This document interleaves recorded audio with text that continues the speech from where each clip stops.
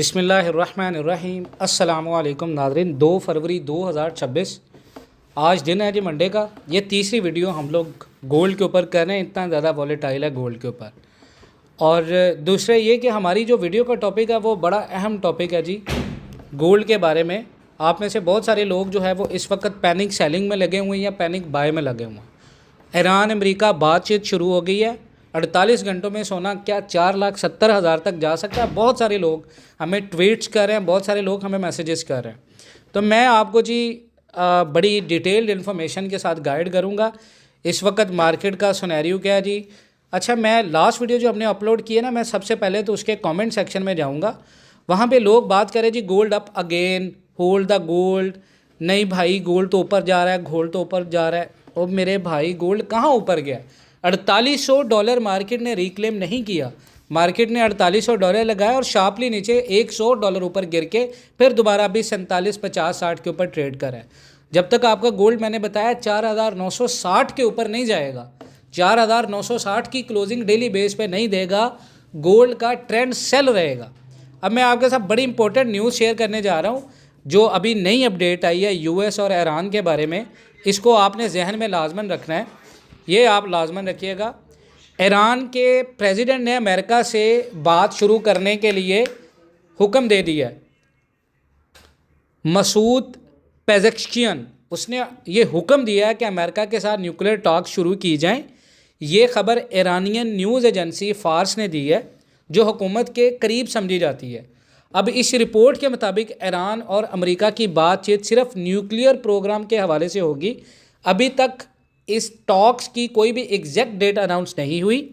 अब ट्रंप का प्रेशर और मिलिट्री धमकी, डोनाल्ड ट्रंप ने ईरान को वार्निंग दी है, टाइम ख़त्म हो रहा है और अगर न्यूक्लियर डील नहीं हुई तो मिलिट्री एक्शन भी हो सकता है। अब रिपोर्ट्स के मुताबिक अमेरिका ने अपना aircraft carrier group middle east भेज दिया, जो टेंशन बढ़ने की निशानी है। लेकिन साथ ही ट्रंप ने यह भी कहा है कि वो डील करने के उम्मीदवार हैं। अब ईरान का मौक़िफ़ क्या है?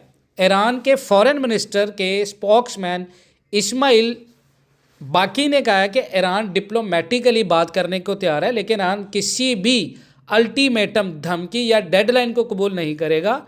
और इन सारी बातों का फ्रेमवर्क फाइनल किया जा रहा है और चंद दिनों में प्रोग्रेस हो सकती है। अब ईरान का कहना है कि अगर अमेरिका ने अटैक किया तो पूरा रीजन वॉर में चला जाएगा। अब रीजन मुल्कों का रोल क्या है? ईरान और अमेरिका के दरमियान डायरेक्ट कॉन्टैक्ट ख़त्म है, इसलिए रीजनल कंट्रीज़ मैसेज पहुंचा रही हैं। और तुर्की, इजिप्ट और सऊदी अरेबिया के ऑफिशियल से बातचीत हुई है।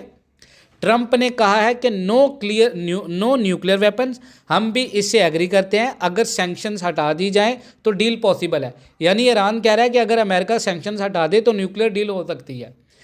और अगर ईरान के एहतजाज की बात करें, ईरान में पिछले महीने आपको पता है मुआशी प्रेशर की वजह से बहुत ज़्यादा एहतजाज हुए थे। हुकूमत का कहना है कि इन एहतजाज में 3000 से ज़्यादा लोग मारे गए।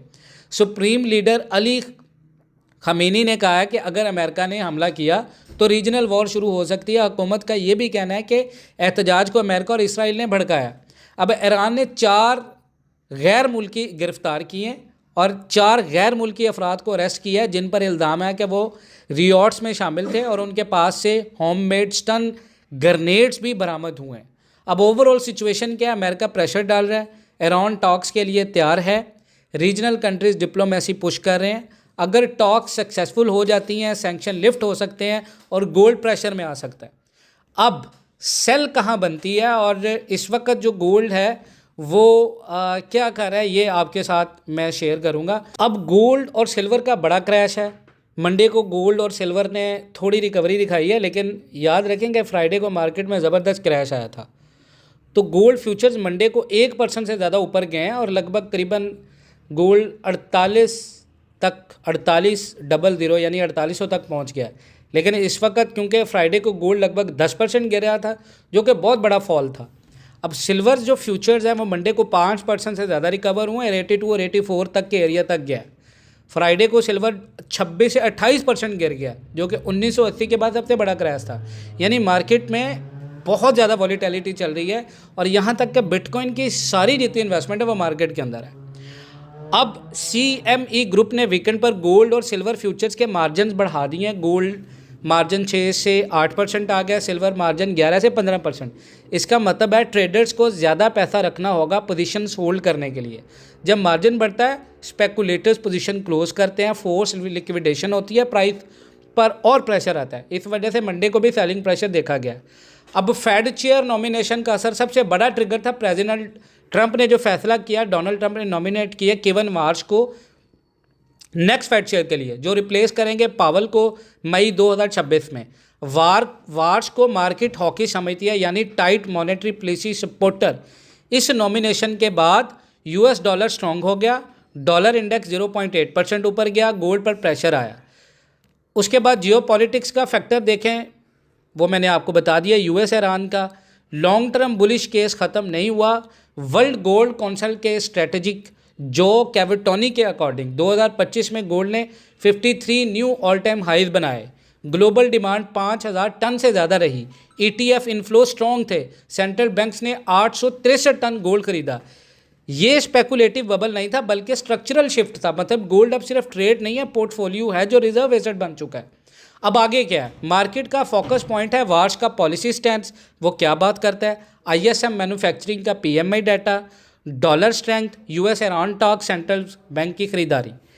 अब आपने हर डिप के ऊपर खरीदारी नहीं करनी। आज की क्लोजिंग देखेंगे, अगर मार्केट मुसलसल 4,960 के नीचे रहती है, पाकिस्तान में रेट 5,40,000 5,50,000 से नीचे रहता है, तो आपने कभी भी यहाँ पे बाय नहीं करना, आपने डिप का वेट करना है। यहाँ पे वो लोग सेल करें जिन लोगों ने 5,50,60,000 के ऊपर ख़रीदारी की। अगर आपको रेट मिलता है, इस रेट से निकलें।